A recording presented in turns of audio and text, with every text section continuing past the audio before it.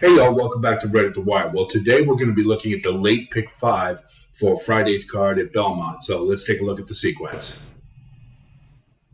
The first leg of the pick 5 is the 5th race, and that's a maiden claimer at 30,000 for state-bred fillies and mares, 3-year-olds and up. And it's running the dirt at 6 furlongs, and this is a fairly tough race. And there's just not a lot here to hang your hat on, but let's take a look at them.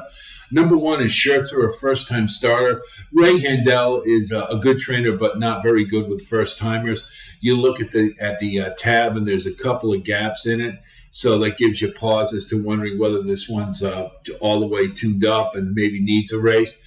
The dam is 1 for 2 with firsters, so that's a little something. And he does have his A rider on here, Katie Davis. So there's a couple of things to like. And given the fact that this field doesn't have a whole lot in it, you might want to consider this one at 8-1.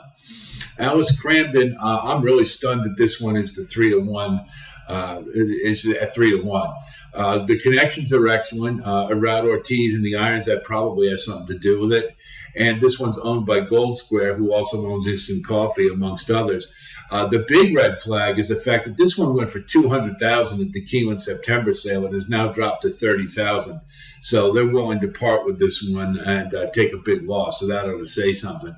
Jorge Abreu is pretty good with second-time starters, but not so great with long layoffs. So this one, if you watch that race, it showed a little something in the debut, a little bit of early speed, but faded pretty quickly at Saratoga. So this one was keyed up to run, and a lot of times that'll happen when they're pretty keen.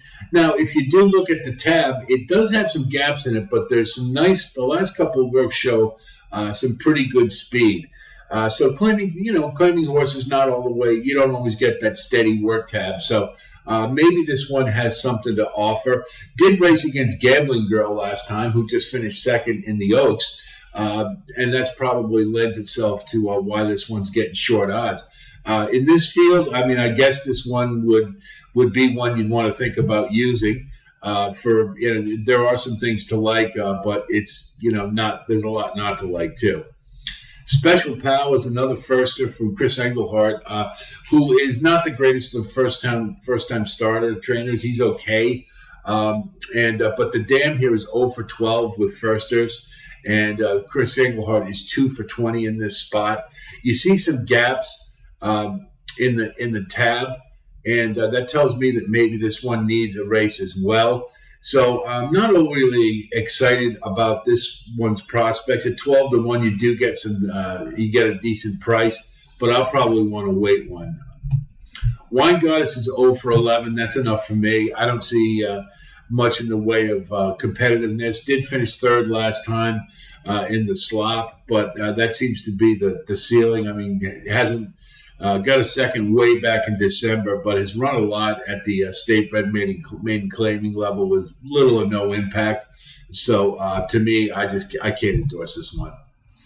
Lemania has a little bit of interest, mainly because of the connections. You've got Chad Brown, Manny Franco, and Michael Dubb are the owners. So those are A-level connections, but what's this one doing at a $30,000 claimer after they bought this horse for $140,000? So that's a pretty precipitous loss. Obviously, it's a fire sale, and they're trying to get rid of this one. You can see the efforts haven't been very much. The only thing you can say is that the buyers are high enough to win this race. There's no world beaters in here. And but more often than not, these horses do win. But this one looks dressed up like they just can't wait to get rid of them. Is dropping from maiden special weight to maiden claiming, so I suppose you have to use this one. But I have my doubts whether this one has enough to win any race. Mrs. Bell is 0 for 11. That's enough for me. You can see this one just doesn't have the will to win. Really doesn't know how to do it. This has been in the state-bred maiden claiming level for quite some time. And they've dropped this one a couple times, and it hasn't really mattered. So I'm not going to take a chance. Bustin' Roxy does have early speed, and that's one thing there's a lack of in this race. And you can see 2 back. She did get a pretty good second, and that horse From Hello isn't bad. and is going to be running later on this sequence. So there's a little something from that race you can take, and does get the bug, gets the apprentice. So the fact that this one has early speed, you might want to think about this one, particularly if the 6 doesn't show anything. This one on the lead could wire the field at a pretty good price, 12-1. For all the girls, that first effort was just atrocious, and there's not much I can say past that. I don't see anything in the trainer angles that would tell me that there's going to be any improvement, except you get Lasix. That's about it. Maybe that's something on a flyer you could give this one a shot, but doesn't look too promising to me. My Inner Voice is another one with is moving from route to sprint and turf to dirt, and Gregory DePrima is a decent trainer, and that's not the greatest angle for him though, and I just don't see a lot here to get excited about, and maybe the cut back in distance will help. But the first couple efforts weren't that far away, and they didn't breed a whole lot either. So I think I'd probably pass. Magnolia Wind is the second Gregory DePrima, and this one looks like it has shown a little bit of early speed. But the thing is that this one seems to just sort of run to the class level that she's at, and is not competitive. And you can see the last 2 races, Winegoddess and Mrs. Bell, who are in this field, both she couldn't handle either one of them, and they're 0 for 11. So I don't rule a lot of hope for this one either. So I'd pass. Derwin's Painter is kind of interesting. Phil Serpy's notorious for throwing bombs, and this one is coming from turf to dirt and route to sprint. And the thing I kind of like is this one showed a career high buyer in the last race. Now, granted, it was on turf, but it was against Older for the first time. And so a class jump, and this one ran a better race. So that to me gives me a little bit of promise, a little bit of hope that they may be cutting back with this one.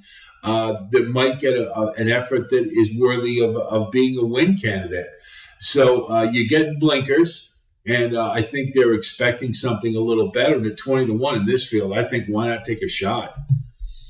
My Malibu Honey is trained by Bruce Levine. Bruce Levine's a great claiming trainer in New York, and he's the first race. I mean, I think it was on turf, but if she replicates that buyer.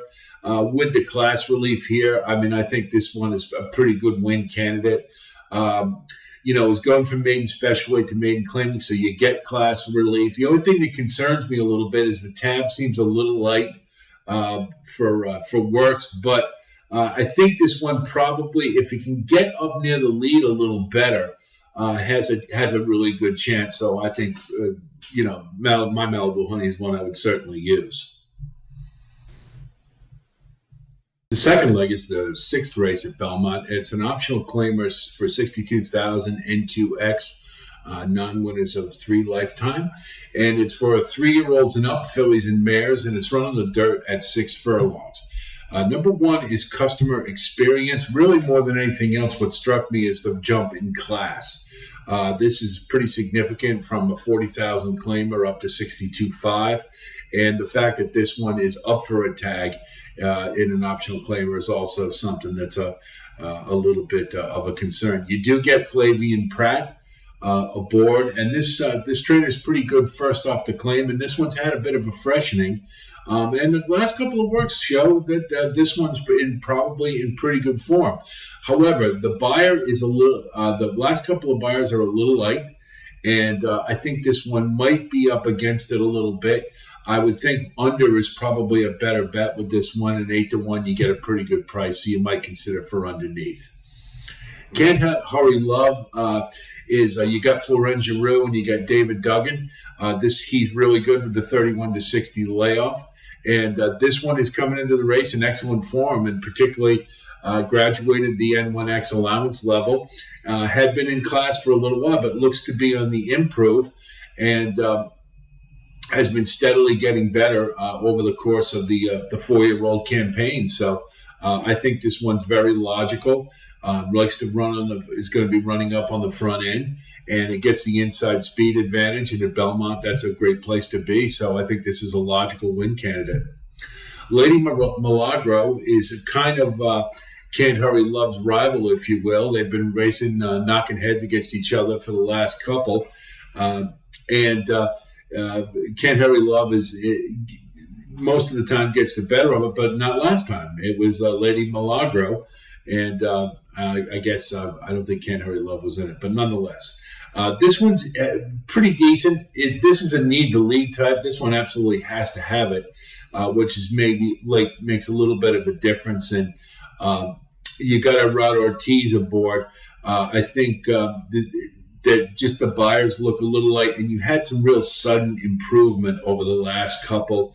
The last one was on Tariff, and so. I wonder about that a little bit, that when you have that big buyer jump from what the kind of class this one's been running at before, maybe a regression is possible. I'm not sure that this one can stack up with the better in here. And 4-1's a little light for this race, I think. Bank on Anna is another Phil Serpy. And you get Manny Franco aboard, so I think they may have some expectations here.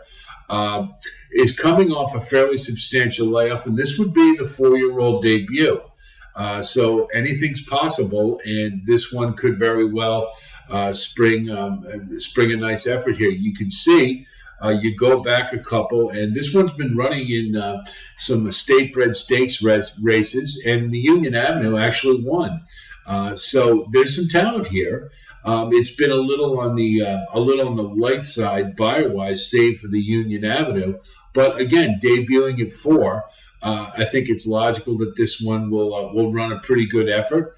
And you're getting 10-1. It's a pretty good price, especially when you know there's a trainer who likes to conceal his colors and likes to sneak them in there. So this one you want to keep an eye on. Hydra had just a monster effort last time in a graded stakes race, and only got a 74 buyer, but way outran her odds. She was a 64-1, and she was on the front end for the majority of the race, and they finally ran her down. But you just have to say that's a pretty monster effort, and it's certainly an improvement over the last the few before that. The only thing I would say is this one looks a little tapped out as far as buyers go, as far as speed. You know, at 7 years old, you can't really expect that much more improvement. So, given the last big effort, I would think a bounce is probably in order, and I would toss. You Look Cold is trained by Belmont, and you got Junior Alvarado as a rider. This one has also been running in New York or restricted state-bred stakes, and hasn't been doing too bad. And you can see coming out for the 4-year-old year has definitely improved, save for that lousy turf effort. The last 2 have been pretty promising. So you can, I think it's logical to expect that another good effort. I would say that staying in the optional claiming ranks for Belmont is a little bit of a surprise. Usually there's a stakes race they've been aiming to when he puts them in optional claimers. But I think you can use this one comfortably. I think under is probably a better bet, though. But yeah, this one I think is definitely a class fit.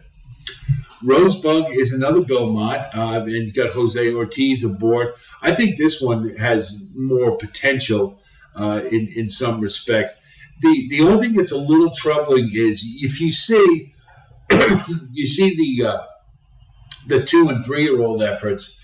They were okay, and did break the maiden without dropping in class, and ran the Busanda and the Cicada. So there was some thought that this man maybe could do something, but he got a 3rd and a 4th, but really wasn't a factor in either of those races. But then you see the 4-year-old debut. I mean, she got a 90 buyer, and just and watching that race, she just looked really solid. But that's just such a big jump from what she did before, and then right back to the bench for a couple of months is a little bit of a concern.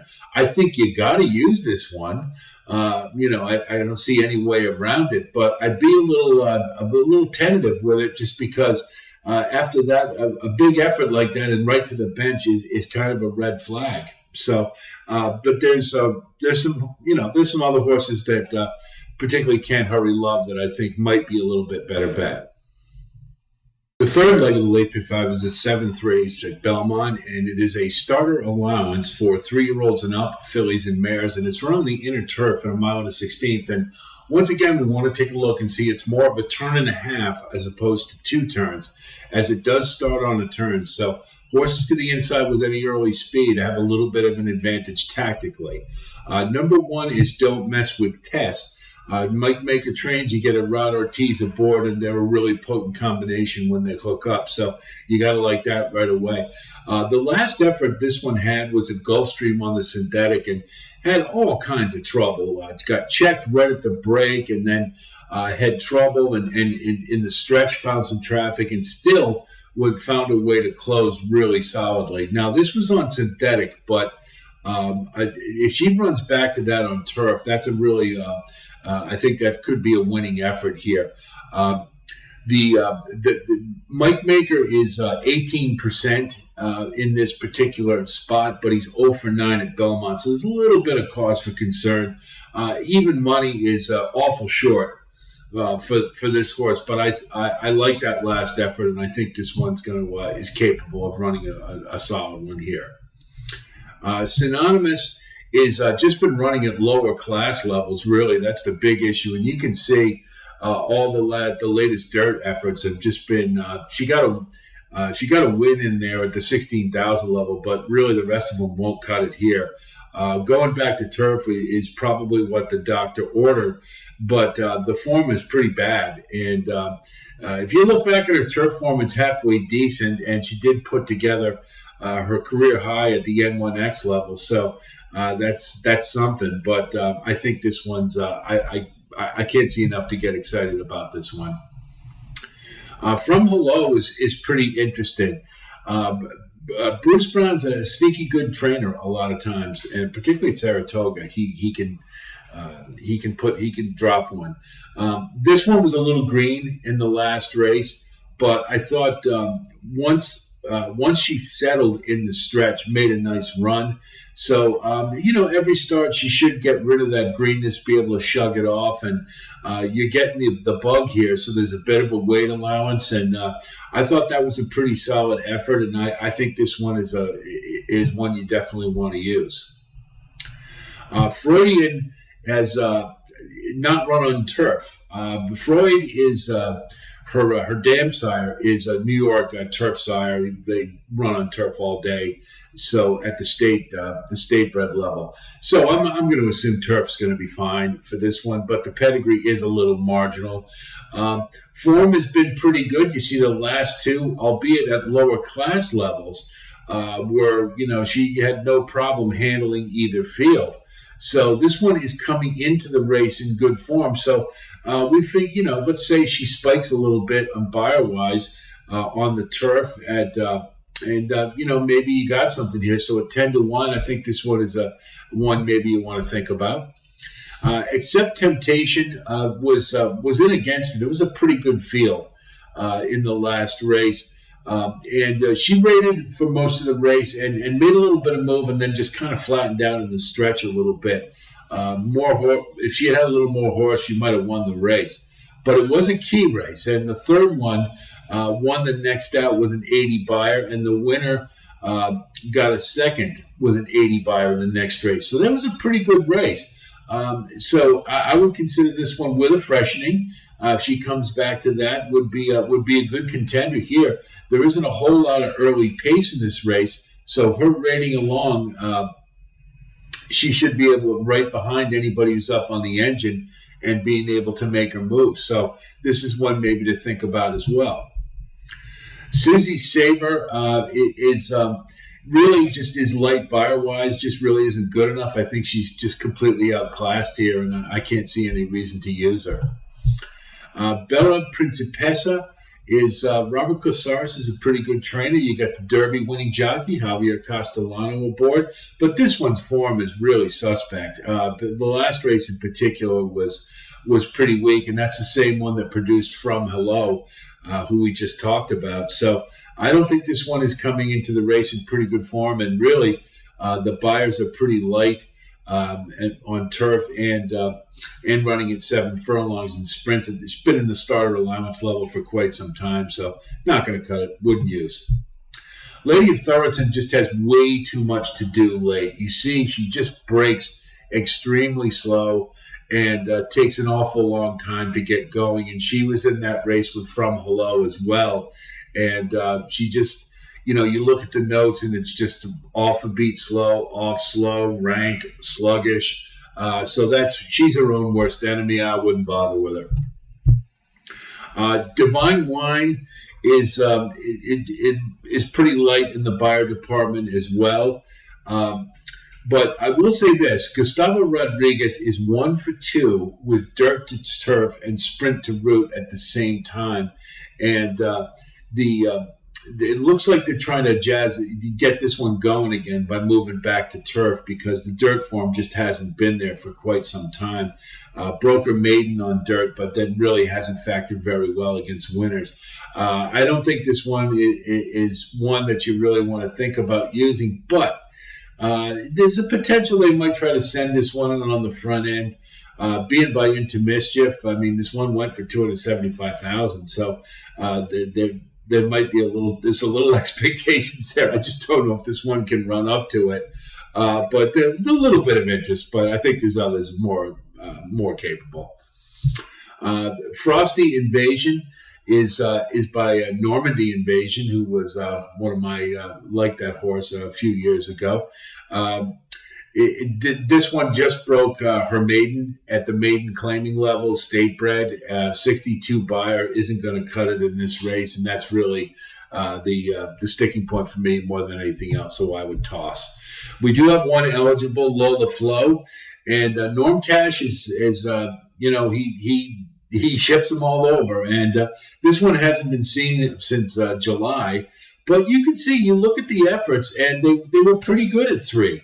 And this one does like to run on the engine, and I think that's a plus in this race. So if this one just happens to draw in, maybe this is one you keep an eye on, because at 8-1 and on the engine without a lot of early speed, this one could very well wire the field. So maybe worth a look. The fourth leg of the late pick 5 is the 8th race at Belmont, and it's the Gold Fever Stakes. It's ungraded for 3-year-olds, and it's run on the dirt at 6 furlongs. Number 1 is Joey Freshwater. Linda Rice, great claim by her. She claimed this one for $50,000 when he broke his maiden, and he's been a stakes competitor, won a graded stakes in the Bayshore last time, and ungraded in finished well in the Jimmy Wingfield. So this has been a good claim. This one runs off the pace, which I think is a bonus here. There is some early speed signed on, and could benefit from them knocking each other out. So I think this one is a logical contender, and I think you definitely have to consider. Squire Creek is a Brad Cox shipper, and got Florin Giroux as a rider aboard, and has had 2 solid efforts, particularly that last one. Had to fight off quite a few horses to hang in there, and drew off in the end. So it was pretty impressive. The only problem is that this one is not improving class-wise. The class of the race went up in the optional claimer from the maiden, but the class level this Squire Creek ran at stayed the same. And you can see the buyers, there wasn't a lot of movement either. So that's a bit of a concern. The fractions were pretty good this one was running at. You can say that for sure. And so I think this one is certainly a competitor here, but there is other early speed. And you do have to wonder about that a little bit from the class standpoint, that maybe this one's not moving forward. Prove Right, this one, every time he goes into the stakes class, it just doesn't seem to work out terribly well. He did have one decent effort at Parks, but I mean, I can't say that was the greatest of fields. It was a halfway decent one, but it's not as good as there is here. This one has a little bit of early leg, which again adds to the intrigue of this. But I don't think we can consider this one because really not improving and class wise just doesn't measure up. Tuskegee Airman is the last time we saw this one was in the Remsen, and was the favorite going in based upon that Rocky Run effort, which was, if you go back and watch that, this horse was a real handful for the jockey, and had to do everything he could to get this one finally engaged, and then just blew away the field once he had it together. So this one's a character, to put it kindly. Debuting at 3, we'll see if maybe has matured a bit. But I think you have to use this one. Cutting back to 6 furlongs might be a little short for this one, but has been working well. Certainly has the talent, and I think you have to use. Andiamo Forense, they finally took off the Derby trail. This one never really should have been on it. I think we can all agree on that. Has been pretty good at the sprint distances. And you can see in the state bred stakes level, this one was pretty good, particularly at Saratoga. We got a third in the Sanford and won the funny side. And in the New York Breeders' Futurity got a second, and the Damon Runyon just got a second. So, and that was a pretty good effort, by the way. This one re-rallied to get up for second. So I'm kind of on the fence with this one because I'm not sure that the improvement is there. This one seems to be stuck at a certain level, and there's a couple others a little classier, so that makes me hesitant a bit. You do get a Rod Ortiz, but that's going to drive down the price, as we know. And this blinker's on, so there's some things to like for sure. I just leave it up to you whether or not you decide to use this one. Drew's Gold, I like for this race. This is the only horse in this race that is improving with every start. And what I mean by that is from maiden to optional claimant to the Jimmy Wingfield, the class of the race was higher each time. This one put in a higher performance class-wise each time, and the highest class levels compared to any other horse in this race. So that, to me, shows a horse on the upswing. You're getting a freshening, and I think the tab looks good. So all systems are go for me. The only thing you got to worry about is those fractions were a little slow for those races, and hence the 83 buyers, I think. But he beat Joey Freshwater last time, who I would consider to be a serious contender in this race. So I think this one is an absolute use, and I, to be honest, I would even consider singling.